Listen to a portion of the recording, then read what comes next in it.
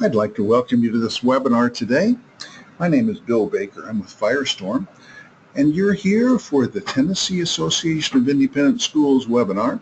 Today we're discussing and having a crisis leadership conversation with the Firestorm President, Jim Satterfield. We'd also like you to become our friend. Firestorm Solutions on Facebook. On Twitter, we're Firestorm Soul. You can follow us with a hashtag at CrisisCoach. Firestorm transforms crisis into value and empowers you to manage risk and crises. Firestorm expertise is crisis management, critical decision support, crisis communications, crisis public relations, and consequence management. We do want to remind you that today's presentation is not complete without the accompanying oral comments and discussion. And the work product presented should be read in conjunction with advice from your organization's personal counsel. In addition, please do not interpret this information as legal advice or legal opinion. Firestorm is pleased to have an ongoing relationship with the Tennessee Association of Independent Schools. This is the 10th in the 2016 Crisis Coach webinar series. You can go to firestorm.com, watch past webinars there, and you can register for future webinars.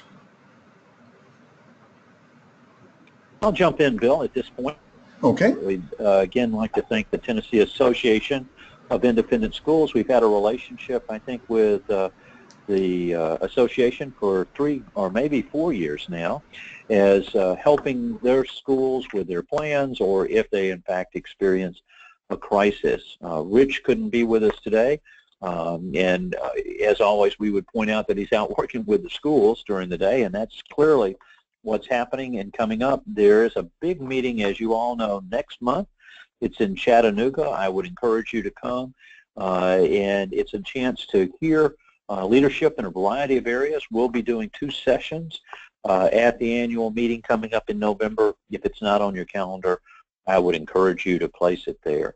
My name is Jim Satterfield. I'm the president of Firestorm, and we generally talk each month on a different topic related around this. And today we're going to be focusing on crisis and the role that your leadership plays in a crisis, and what you need to do and what you need not to do in each of those areas. So we're going to try to answer that question today and give you some insights and some practical steps that you can take as we look at it. When we think about the word crisis, I would encourage you to stop for a minute and think about what comes to mind. What is it that when you see that word immediately pops in? The pictures across the top of the screen there certainly look like there are crises or potential of occurring in each of those areas, but the thing to remember about a crisis is it's that turning point. It's the point at which the elements are going to be completely out of your control unless you have a plan and unless you start to understand what's happening. The trend of future events come back to what happened in that crisis, and it's going to be something that will either define your school in a positive framework or impact your school negatively in that particular situation. So if you've been thinking about what comes to mind around the word crisis, let's make it a little more specific. What's the worst disaster that you'll ever see? Stop and think about that for a moment. Now imagine all the dots that are on the screen are schools. Can you point out for me which school is in a crisis? Well, no, I can't. Some of those dots are lighter and some are darker, some are bigger, some are smaller, but it's not clear to me who would be in a crisis. Once the crisis strikes, then it's easy to pick out the school that's dealing with it. It's the red dot that's appearing there in the middle of the screen, because suddenly it will be the school that'll be stood out. And the worst disaster you'll ever see is the one that happens to your school, your students, and your teachers. That's why we're emphasizing what are the lessons that we've learned, what do we need to be able to do. Without the crisis, you blend back in with all the other schools that are there. All the normal programs that you're doing come into effect. But once that crisis appears, you suddenly are viewed in light of that crisis. And no matter what, that crisis is going to come to dominate the landscape. You'll be heard about it on that subject over any and every other message that you're trying to send out. So the worst disaster you'll ever see is the one that strikes your school, and as it continues to grow, will define who your school is. Now, we've seen a lot of things happening over the last 3 or 4 months, and I wanted to put those together in a couple of big buckets so that we can talk about it from a crisis perspective and what does it mean and what should we be thinking about. The first word that comes to mind is the word violence. Is a violent act the worst crisis that you'll ever see? We've seen shootings continue to occur around our country, both in schools and in businesses. We had the shootings down the road in Orlando at the club, and by the way, that's now more deaths in that event than any other episode of workplace violence in United States history. So that's a fairly significant event, and it started to shape some thoughts about a variety of things that were happening. We've also seen shootings in malls. The mall in Michigan, in Washington comes up. This is where the individual went in to the cosmetics department and started shooting people there at the Macy's department store. You'd think you'd be safe in Macy's as those elements. By the way, one of the lessons learned from all of these events is that there are warning signs, there are indicators that someone was on a path to violence, and the statistics are very illuminating.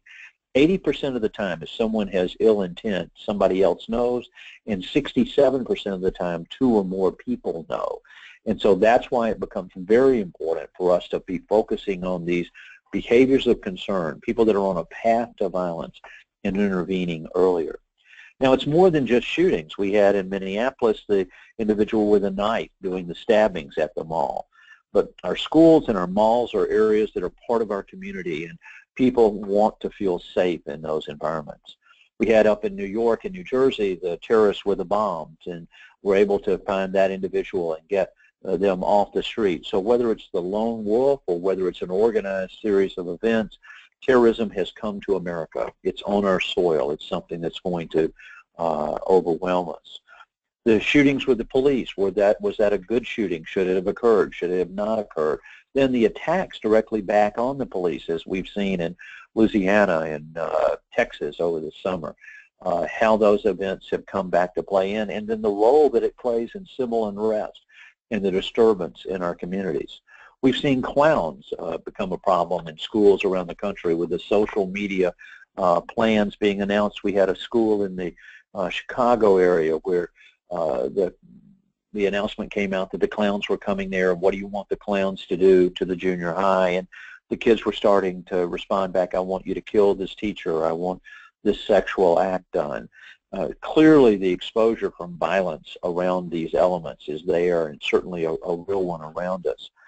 But there's been one disturbing element that happened just a little bit up the road from where I am in Atlanta, or maybe over from where you are today in Tennessee, and that's the shootings that occurred last month at the school in South Carolina.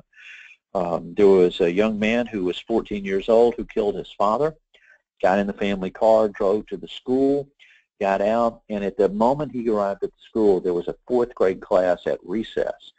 And he started shooting the kids in the school. He shot 2 children, and he shot the teacher. The teacher who was shot was able to get the children back into the school, get the lockdown, get the notification to the first responders to come. And in fact, the first responders overcame the individual who did the shooting and got him under control, and were able to capture him without further violence and intent.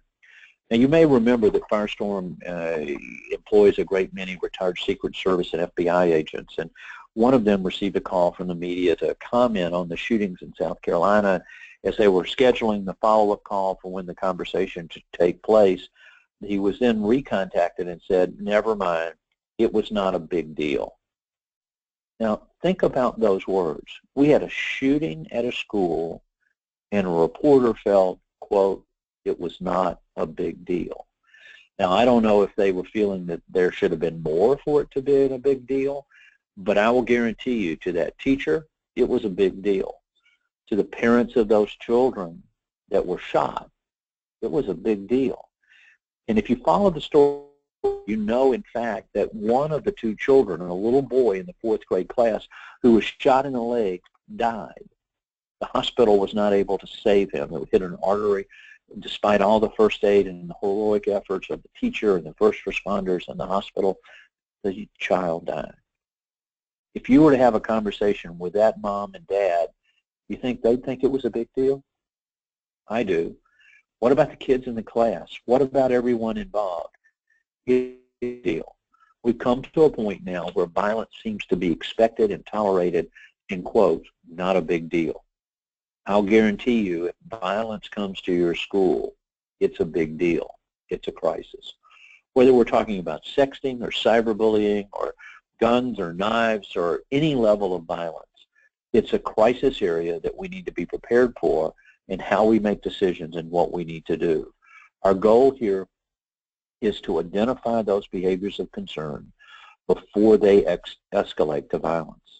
Now, there's a predator on your screen, that picture of a shark. It's out there. It's in the ocean. It's around us. There's violence and there's people with ill intent in and around your school. Being able to recognize them, being able to identify them, being able to intervene before the violent acts occur is a challenge for each and all of us. Now, we just didn't have violence. We had natural disasters, and we're getting ready to go into fall, and we're thinking about winter will not be long behind it, and we'll have snowstorms or ice storms associated with it, significant disruptions or tornadoes that have hit. In the past, we've had flooding in parts of Tennessee. All of those elements. We've just recently have gone through Hurricane Matthew, and as it marched up the coast, it affected Florida, Georgia, and South Carolina, and the flooding, in fact, still going on in North Carolina with a great deal of damage and loss. But imagine this picture that you see on your screen, a beach house on St. Simon's Island off the coast of Georgia. Now, if that was your house, would you be concerned when the word hurricane came up? Now, the rocks that are there separate the land from the beach area associated with it, and were put in place to avoid erosion. But you can see the water down in the bottom right-hand corner of your picture. But imagine as that came in, as the hurricane came up the coast, the water covered the beach, it went up onto the rocks, started going over the rocks and onto the land. And there was forecast of a storm surge some 20 feet tall. Measure up 20 feet of those rocks and look where it would hit that house. If that was your home, would you be concerned? Again, we live in a world today where, like violence, natural disasters are phenomena that we need to be prepared for and ready to address. But just like with violence, it's a personal one. Every crisis is a human crisis. Cyber breach remains a concern.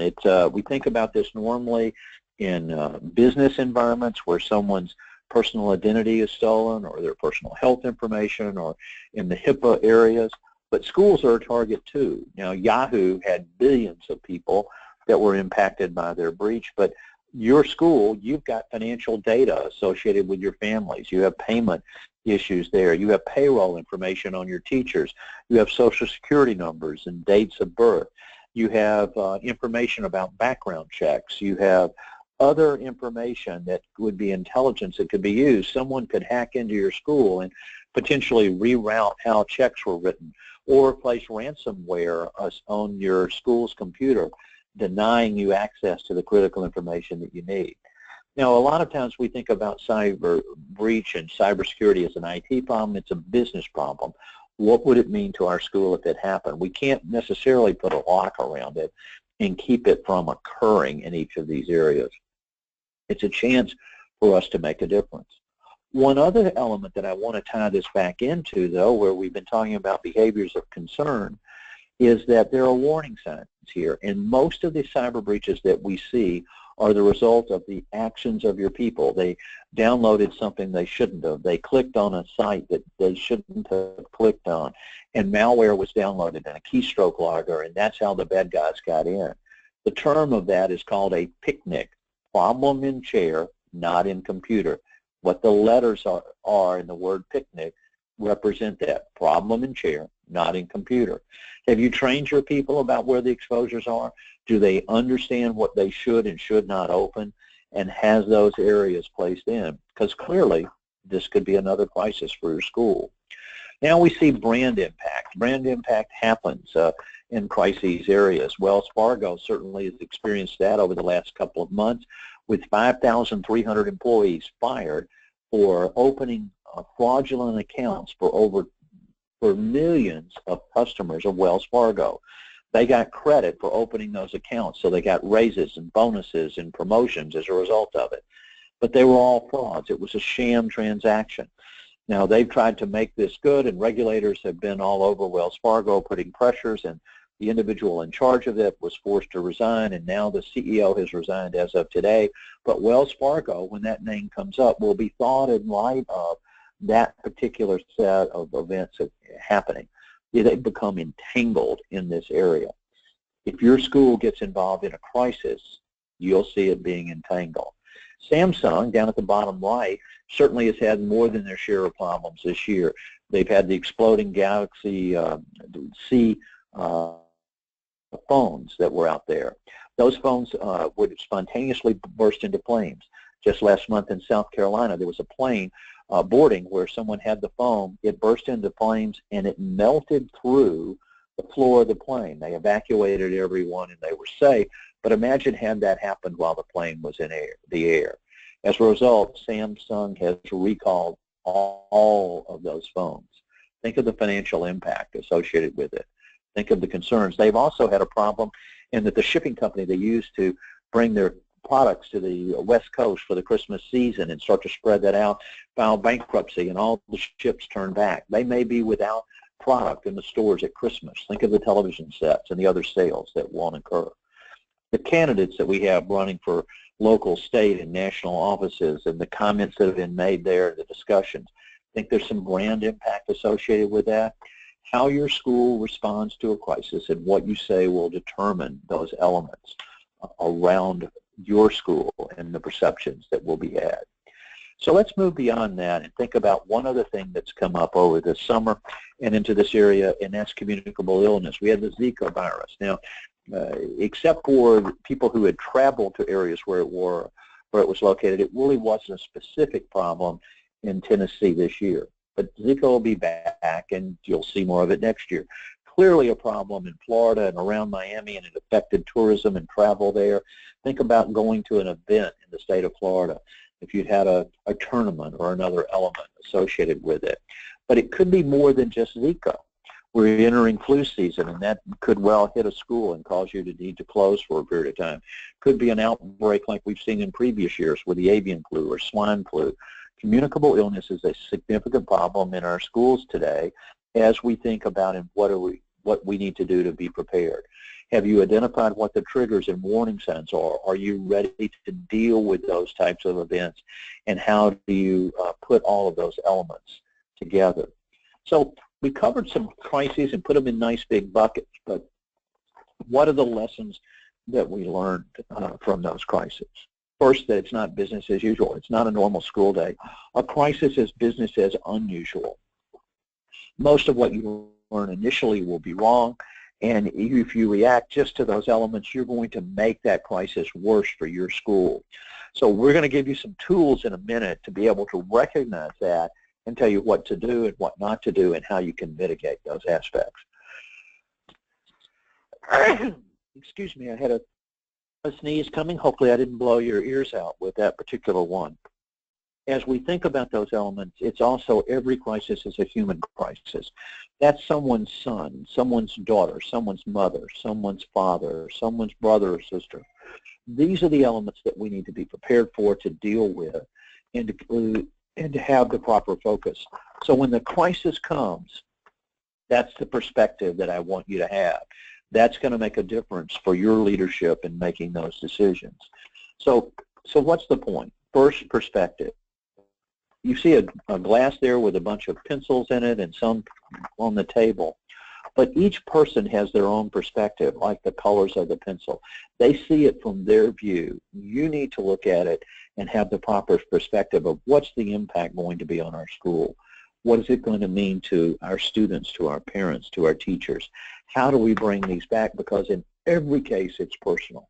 And how they react, we'll be dealing with it.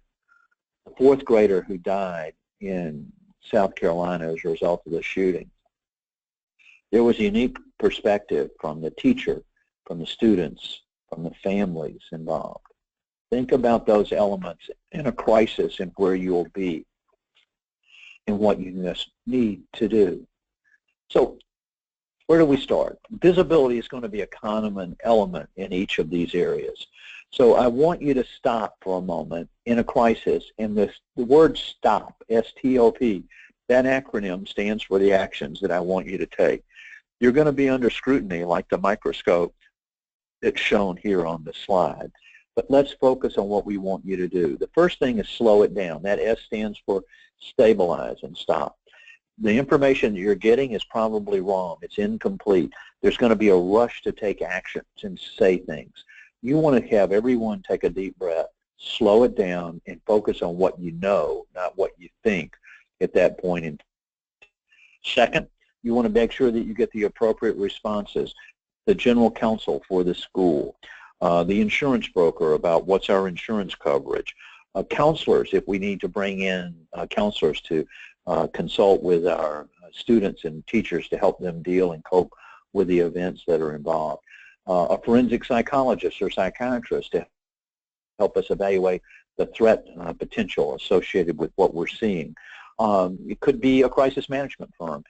I would recommend that if you use a crisis management firm, you ask them first, what crises have they managed? Because this is not the time to break someone in initially. And third, you want to opine on what's going to happen next. What are going to be the next exposures that could be occurring, focusing on the consequences there.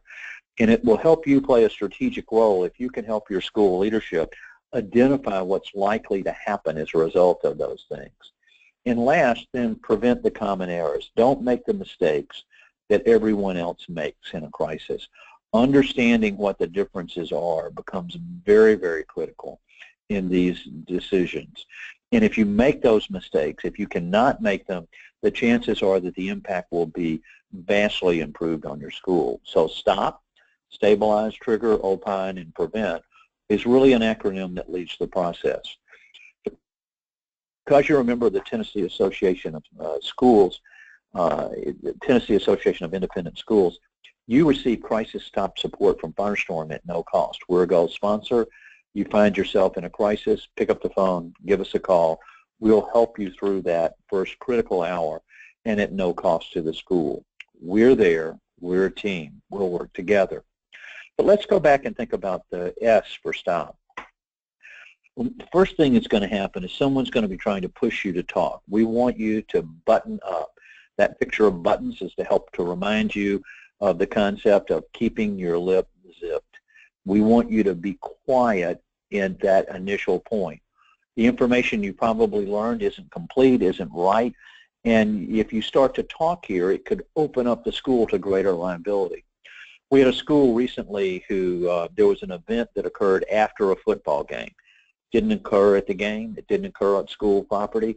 Wasn't a school-sanctioned event, and it occurred in a personal home. But the head of school felt he had to talk about it, so he invited the media in, and he started talking about the event that occurred. The school wouldn't have been linked to it ever had the head of school not spoken about it. So being very careful to button up in a crisis initially is absolutely critical to minimize the impact and damage to your students, your parents, and your teachers. Second, trigger the resources and tools, whether it's a fire extinguisher or pulling the fire alarm or notifying others. You've got to identify all those marbles in advance, have control over them. The general counsel, the insurance broker, the crisis manager, the counselors that you would need to have them available, identify and have them ready. And then predict what's going to be the consequences, the opining here. How can you identify what those are? Because how you respond to this crisis, that's going to be your next crisis for your school. So understanding those aspects, having them under control, and focusing on what could happen if you did or said this will make a significant difference. Now let's go back to that P in terms of preventing doing what you need to. We've broken into two groups, the do's and the don'ts. The do's are a baker's dozen, the don'ts are just a simple dozen. So let's start. Determine who's the general. Is it the head of school? Is it someone else? Is it a board member? That person must give clear direction, and we don't want our board second-guessing our school. We want to all be in the same position and give clear direction. In many cases, you may not want it to be the head of school. You want to have the others pulling the information together and sharing it back with the head of the school. When you have pressure to communicate, we want you to ask why we're communicating here. And there's a general rule that you want to answer the question why 5 times. If someone came to you and said, we need to communicate, ask them why. They'll give you an answer. Then ask them why. They'll give you an answer to that. Do it again and again and again until you've done it 5 times. If all 5 answers make sense, then you should move ahead and communicate. That would be important. So why should we communicate? Why should we communicate now? And you should never communicate through the media. We're going to say that a couple of times today in a variety of different ways, but you know how to reach your students. You know how to reach your teachers. You know how to reach your parents. If you must communicate, you should communicate directly to them and not through the media, because the media has their own objective. Their objective is to sell advertisement, and that's the area where it will make a significant difference in each of these areas.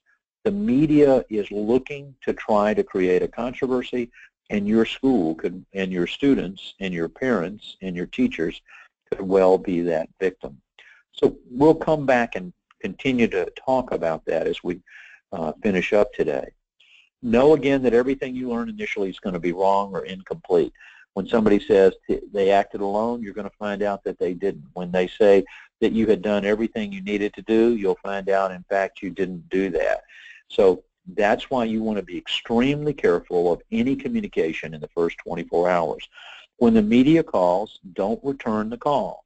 Have someone jot down their name, their affiliation, and their contact information, but do not return the call. If they get you on the phone, they'll say, I talked today to Jim Smith, and this is what, and I spoke today to Jim Smith, and any statement they make after that implies that Jim Smith said those words.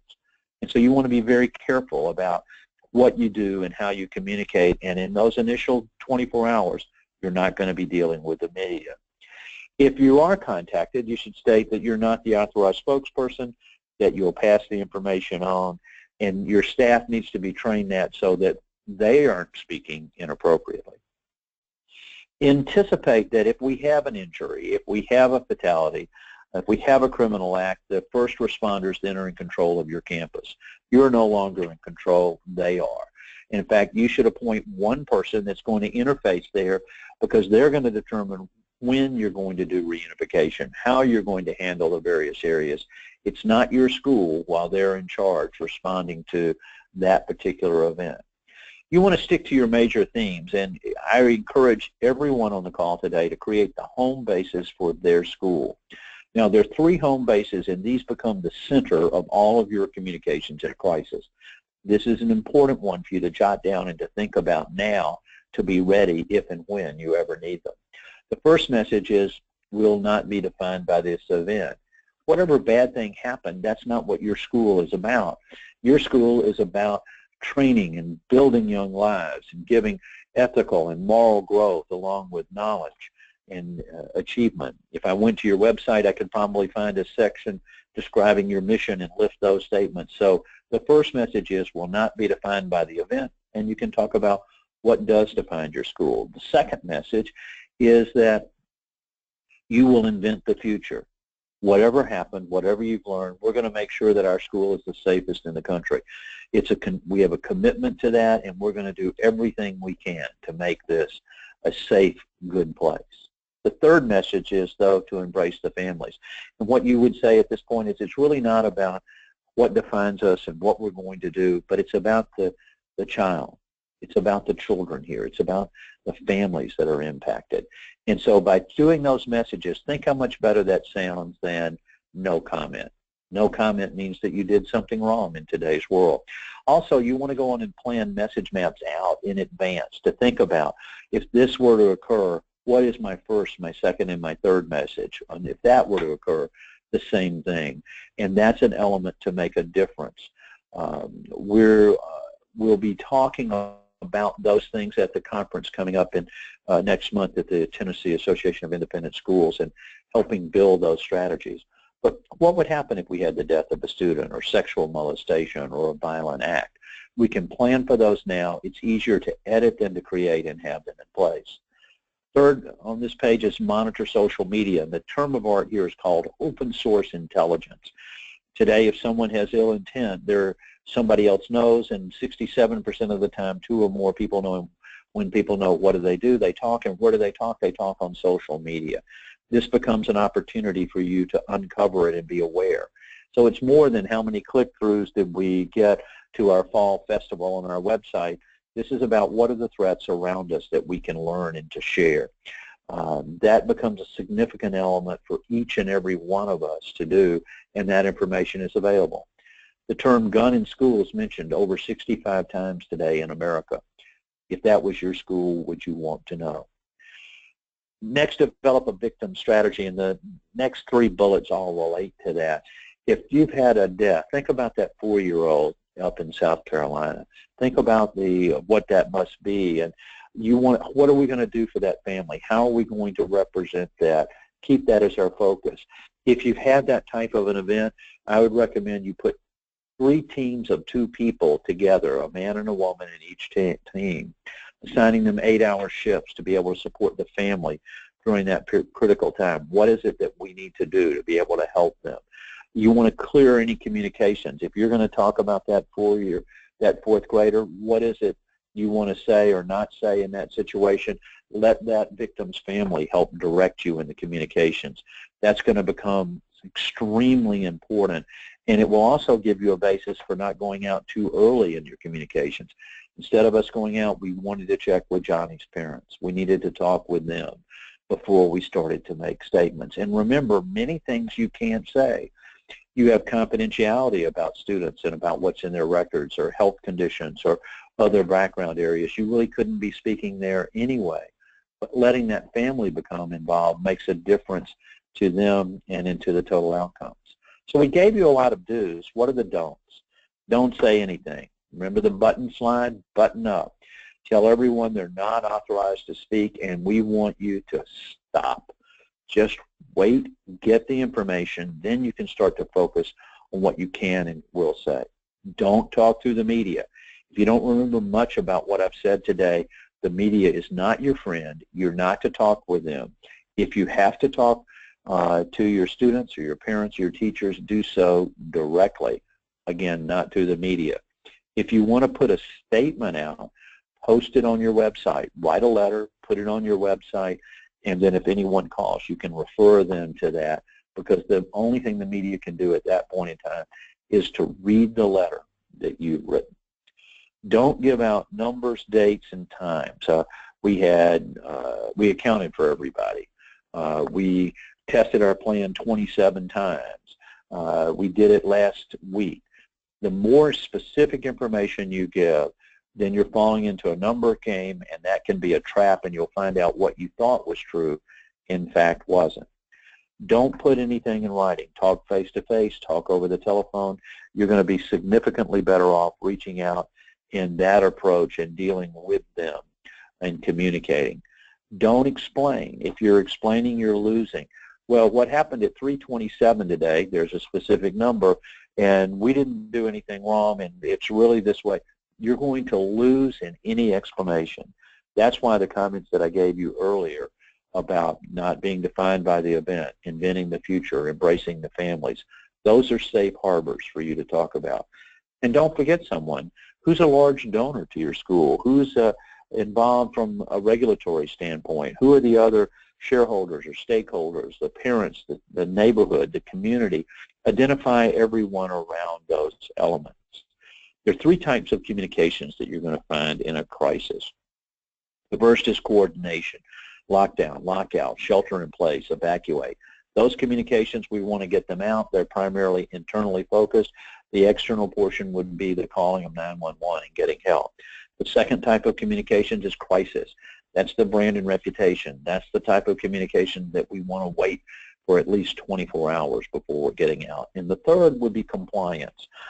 That's where we're required to notify. like a cyber breach, or to notify the family services individuals.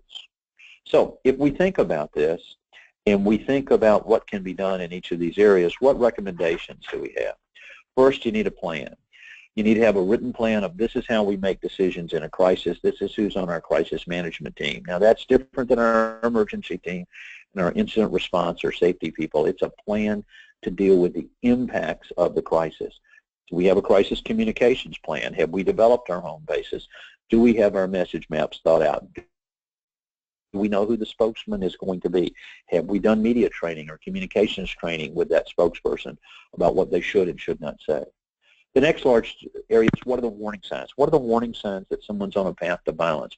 What are the behaviors of concern? Do we have anonymous reporting? And in today's world, you have to make sure that's text-oriented. There is actually anonymous text reporting capabilities that are out there. If you need help with that, we would certainly be glad to help point you in the right direction. Today's young people, if they go to dinner, they're texting on their phone to the person immediately next to them, pass the salt, as opposed to just saying pass the salt. If you have anonymous reporting, the probability that you will hear something that's going on to your school is significantly increased. You need to have a threat management team or a threat awareness team or a threat assessment team to be able to say we're going to do exactly the same thing every time when those behaviors start to involve, and everyone is aware of what to look for and they're involved. Identify the support resources that you need beyond your school, your attorney, your insurance, your crisis management firm, a forensic psychologist, or that can help you analyze those behaviors of concern, counselors that you can bring in. You need an open source intelligence network where you're monitoring social media. That information is out there and you can know, and how would you feel if later a parent says, well, I saw this, why didn't you? Look at your insurance coverages. There are now new insurance coverages for the types of things that we've been talking about today, whether it's active shooter or deadly weapon. There may be gaps in your current insurance that you could certainly have to protect the school. And then finally, train and test. Train everybody about what their role is and test your plans. Do that internally in your school, or if you want to do it as a team, every other month Firestorm runs open tests that you can sit through virtually. Put your team around a table, go through an experience making those decisions, and you can benchmark what you're doing relative to what other schools are doing. Over the last year, we've done cyber breach, active shooter, sexting, cyberbullying, communicable illness, and I think we did a natural disaster. There's another exercise coming up in December. I would encourage you to do that, and it's at no cost to you. By the way, if you test your plan, give the results of that to your insurance broker and say, please verify for me what my coverage would have been had that event happen. You may well learn that when you think you're covered, you'll find out you're not. Now, so the next steps. First, update your risk and threat assessment for your school. Every year you should tweak that. Once every 3 years you need to go back to ground zero.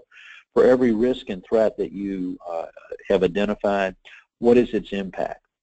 How would you monitor it? What's the trigger to activate your plans? That should be spelled out and understood. The plans align your crisis management plan with best practices.